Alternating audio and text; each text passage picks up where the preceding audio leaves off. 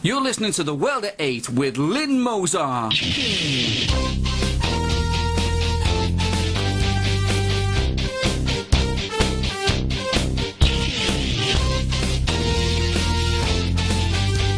World at 8, the number one in nationalist news. Highlights of the news today, Friday the 15th of June. Bank of England to fight Eurozone threat with £100 billion. TB death girl's symptoms ignored for 5 months. Euro news with Nick Griffin MEP. Egyptian court dissolves parliament. Tensions in Tunisia rise as curfew is imposed. Germany bans Islamist group Millatu Ibrahim. Thought for the day, freedoms? What freedoms? Finally, don't break down in London. UK news. British Bank of England unveils £100 billion to fight Eurozone threat.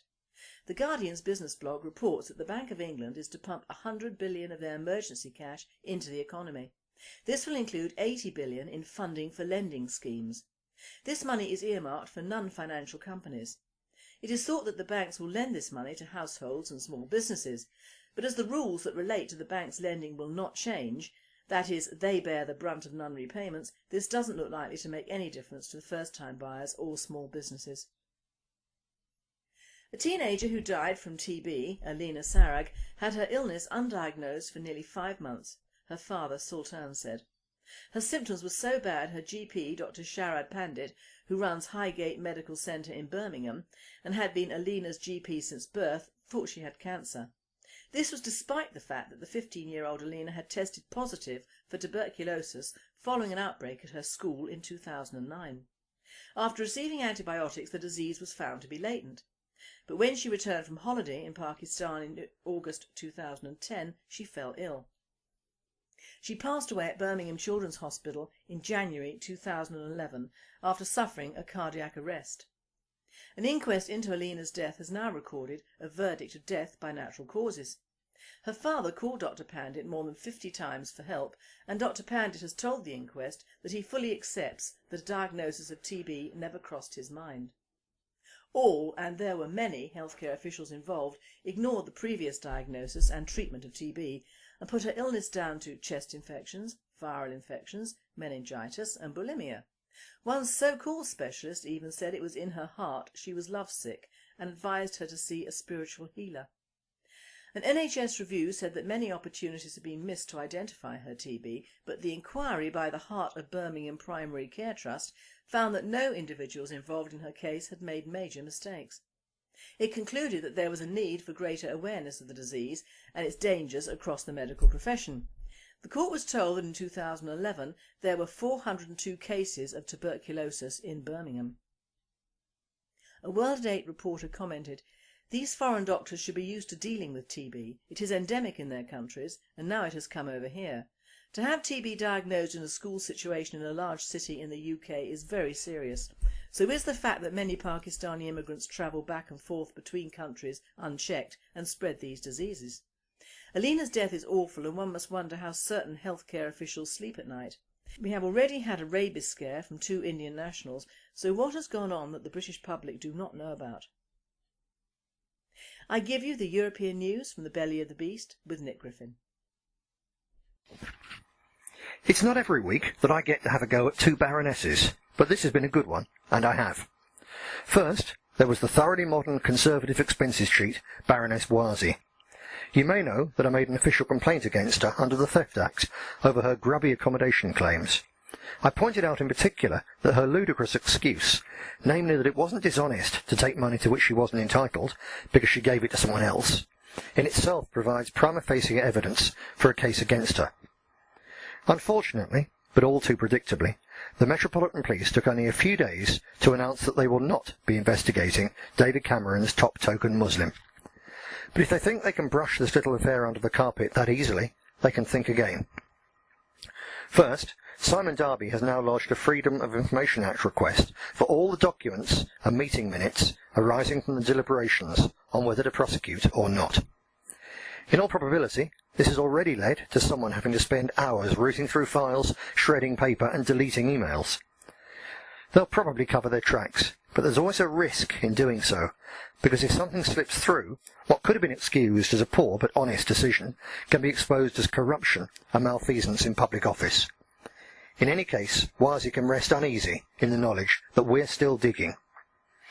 This isn't just a matter of potential criminal liability. We're also now examining the possibility of a complaint to the Solicitors Regulatory Authority because, as a solicitor, the good Baroness should know better than to bring her profession into disrepute by being caught out stuffing even someone else's pockets with ill-gotten cash. Then, in order to purge from my mind the image of the lovely Saida in her Tory blue sari, I switch my attention to the even lovelier Labour Baroness Cathy Ashton. Those teeth, that nose, that voice. Sometimes I have to pinch myself to remember that she's running the European Union's foreign policy rather than in the 3:30 sweepstake at Epsom. As the EU's High Representative, Baroness Ashton was the main figure in a debate on the EU's strategy for Afghanistan. The main plenary chamber in Strasbourg this week was as empty as it ever is, but I was pleased that speaker after speaker questioned her absurdly rosy and sickeningly self-congratulatory tone about this. Ewald Stadler, MEP for the staunchly nationalist BZO, the League for the Future of Austria, slammed the waste and futility of the neocon adventure in Afghanistan. I have a lot of time for Herr Stadler. He recently provided me with a stunning dossier of information about the situation in Austria, which will form a chapter in the book I'm writing about the ultra-Zionist drive to take over and harness European nationalism to the cause of the creation of an Arab-free Greater Israel. I do not, incidentally, think the extremists will succeed, not least because so many decent Jews in both Israel and the West abhor their intrigues, corruption and warmongering. The warmongering Baroness was also forced to listen to me, expressing the British nationalist opposition to the neocons' Afghan folly. I won't repeat what I said during my 1-minute ration of free speech and democracy, as you'll be able to see my speech on BNP TV, but you can bet your life that being lectured, albeit briefly, by me, isn't Cathy's idea of a good time. So many thanks to all of you who, in some way or another, helped to send me to Strasbourg to add a British voice to the common-sense nationalist minority. I'll have some good news for you soon about our work in the Alliance of European National Movements, so I hope you'll tune in next week. Until then, remember that freedom isn't free, but everyone can do something to secure it for the future. And keep the faith. World News. Egyptian court dissolves parliament. Egypt's Supreme Constitutional Court invalidated the recent Egyptian parliamentary elections. The court is allowing the presidential elections to go ahead, with army-backed candidate Ahmed Shafiq to remain in the presidential race. The Muslim Brotherhood-led parliament was swift to condemn the move, which highlights the tensions remaining in Egypt between the army, the courts and the Muslim Brotherhood-led parliament. Tension remains in Tunisia as curfews imposed. Tunisian authorities have banned protests by rival Islamist groups and imposed a curfew in response to this week's violence. The current round of unrest grew out of the Salafist riots over a recent art exhibition. The Salafists are strict fundamentalist Muslims who believe in a literal and strict Islam as it was first practised 1,400 years ago. Germany bans Islamist group Millatu Ibrahim. Millatu Ibrahim, a strict Salafist organisation, was banned by German Interior Minister Hans-Peter Friedrich as authorities carried out a nationwide crackdown Thursday. The Interior Minister took action after the Salafist organisation continued calls for Muslims to fight against Germany's constitutional order. A German security official said Millatu Ibrahim taught followers to reject German law and follow Islamic Sharia law, and told them that the unbelievers are the enemy. Thought for the day. Our freedom? What freedom? Our freedoms. This defamation bill is a disaster for free speech, so writes Brendan O'Neill in his political blog.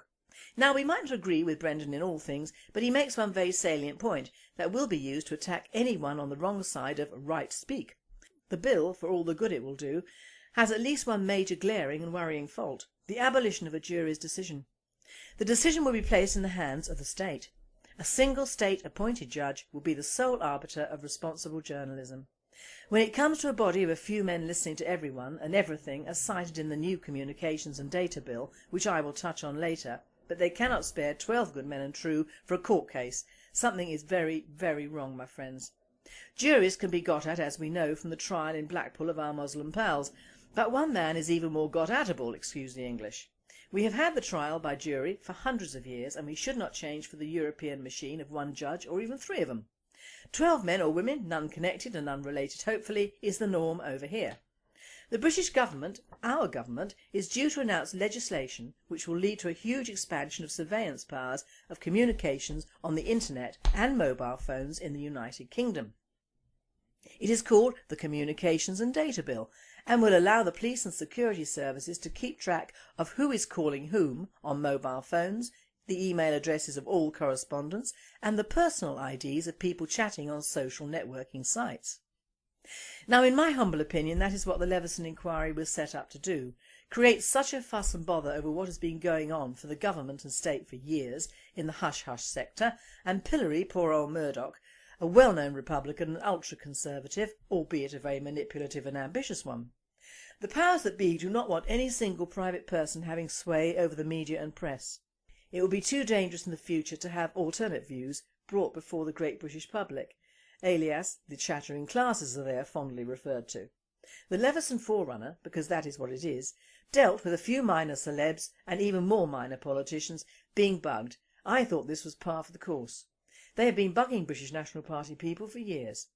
I believe it is very odd to hold a very expensive inquiry over bugging of private personas' phones when the government is preparing a new Communications and Data Bill which is set to do exactly the same but on a national basis. As it is, this inquiry has held the public's attention away from what is really going to happen, that is the muzzling of the press and the drastic alteration to the court system, all far more important than someone being upset over what some rag has gleaned from their pathetic mobile phones. No warrant would be required for these surveillance operations, which would need to be authorised by a senior officer, and the Home Secretary would have to issue a warrant to access the content of communications, since there simply aren't enough magistrates to provide judicial oversight. Now I doubt whether these newfound powers will stop disgusting websites like Hobo Hotel and the rampant techie paedophilia that it contains, or the online groomers with their underage customers. Oh no, that makes money and money rules. The government will get information and knowledge is power. Will they use this to prevent terrorism? Doubt it. Will they use it to halt the coming of Allah? Doubt it. Will they use it to make life easier and cheaper for many of us? Doubt it. Will they use it to keep our green land literally our green land? Doubt it. In fact, these proposals are nothing short of draconian. Big Brother was for 1984. Well, it is a little late, I grant you, but 2012 is here. Roll on the Mayan calendar. You do not need it. As for mobiles and communications being open to eavesdroppers, well, they always have been up to a point, but making that point legal when there is a huge expensive inquiry at the moment to chew over just that fact is bordering on the ridiculous. Labour failed to give us Big Brother, but the LibCon coalition is destroying our civil liberties. And finally, anti-terror police blow up tourists' broke down car outside Parliament. It was reported in the Telegraph that a business student from Wales, Nima Hosseini Raisi, was visiting London when his Ford Mondeo broke down in Storey's Gate next to the House of Commons. Leaving a note on his car that the AA would soon attend, he decided to visit Buckingham Palace. On his return, he found Metropolitan Police picking through the remains of his car.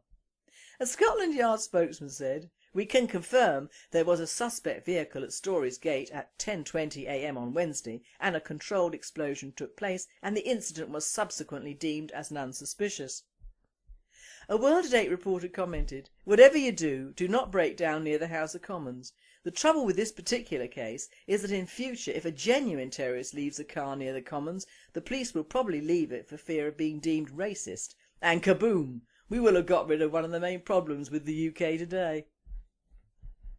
You have been listening to The World at 8. I am Lynn Mozart and I and the team at Radio Britain wish you all a very happy and safe weekend.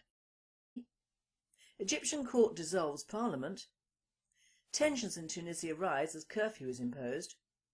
Germany bans Islamist group Millatu Ibrahim. Thought for the day, freedoms? What freedoms? Finally, don't break down in London. You're listening to The World at 8 with Lynn Mozart.